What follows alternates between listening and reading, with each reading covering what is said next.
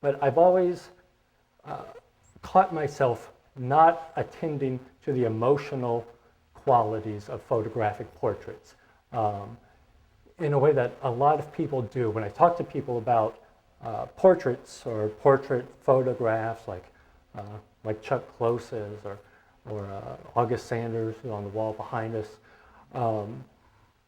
I never really think about the intensity of this person's expression or if they have watery eyes. I never even really think about them being melancholy. Dignity doesn't really register to me. And I don't mean that on an intellectual level. I just catch myself thinking about all these different components of a photograph, but without ever really registering the emotional content of the human face in a photograph. I think of all the photographs here. This is the one that lets me off the hook. I know that Chuck Close isn't expecting me to really think about this emotions of Klaus. One way I know is because he put this grid on it, right, which is a very inhuman, a very scientific, a very rational, very unemotional linear system. A grid is really the opposite of an organic emotion, right? The truth of the matter is Chuck Close really doesn't expect me to feel or think anything when I see this, because he didn't create this photograph for us to consume. Chuck Close, I'm sure many of you know his paintings and his prints, which are featured here at the museum just maybe 2 years ago. And the human face has been his subject since the late 1960s. Initially as a photorealist painter, and then growing increasingly abstract while maintaining the recognizable face. When he started making these photographs in the 60s, they were intended strictly as aids for his painting. Rather than painting a sitter from real life, which he wasn't interested in, because at the time the world was kind of ODing on the Jackson Pollocks and all the kind of emotional upchuck of abstract expressionism. And Chuck Close had just come out of Yale, where he was really beat over the head with this, like Ed Ruscha described it once. You're supposed to get in front of a canvas and just emote, just go mad and let it all out.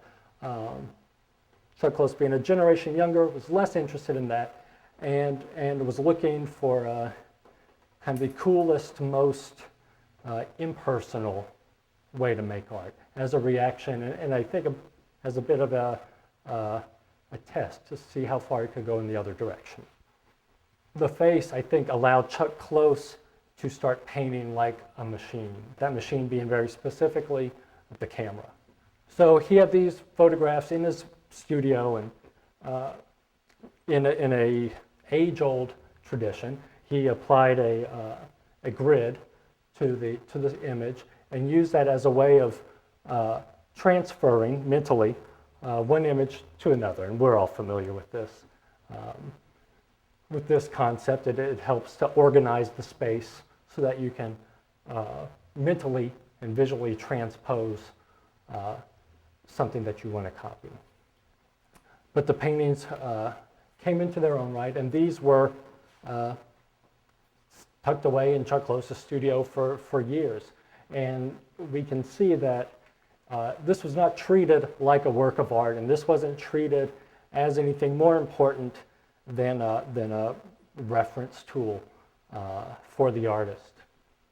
There are some pretty substantial creases happening on this side of the print that really wonderfully and accidentally echo these creases that the camera so beautifully captures in Klaus Gertes's head, so that the subject and the form inadvertently start to echo one another a little bit.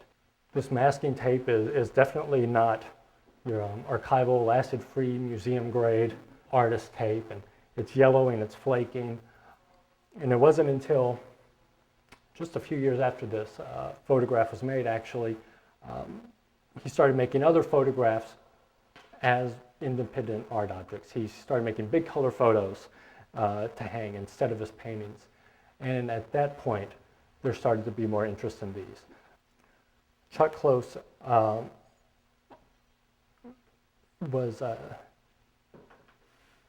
has a condition known as prosopagnosia. It's more commonly known as face blindness.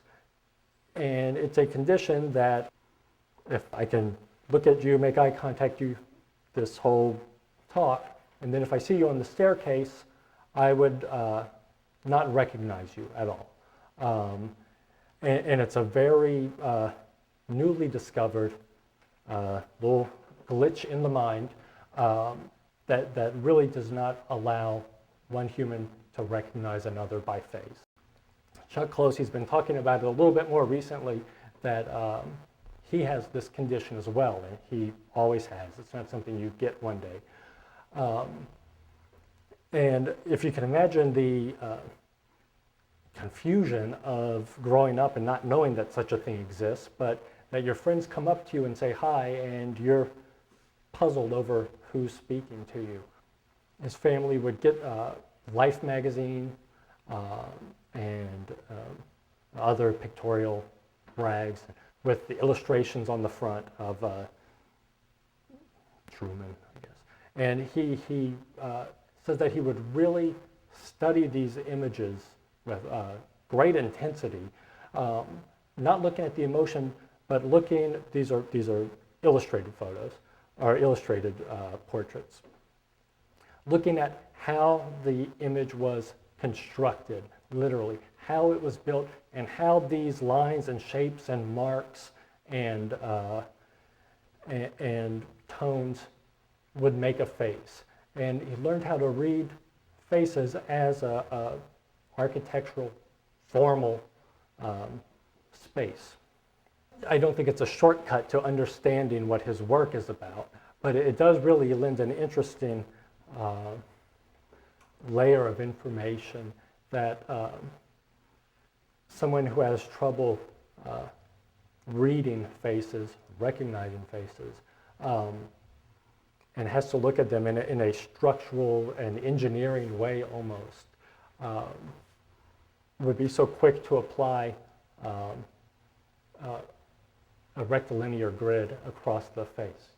So while the general look and aesthetic of this, and even the rationale behind it, this impersonal style, the styleless style, which is a impossible goal, but it really gets offset and undercut when he decides to use a shallow depth of field and to let the earlobes go a little fuzzy and the nose gets a little fuzzy. And it creates a more conventional, flattering, really, effect. It makes somebody less of a specimen and more of a picture.